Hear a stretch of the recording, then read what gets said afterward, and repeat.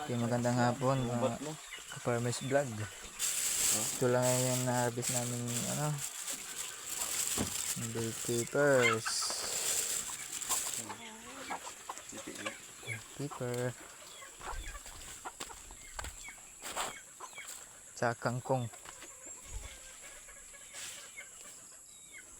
Isko pa. Ito. Mga plastic. Oy!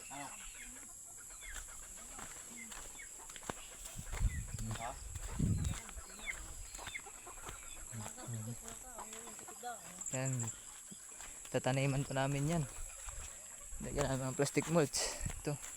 Kangkong na naman ang itatanim natin dito. Yan.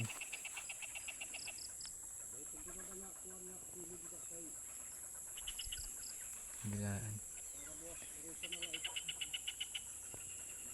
Salamat sa panonood.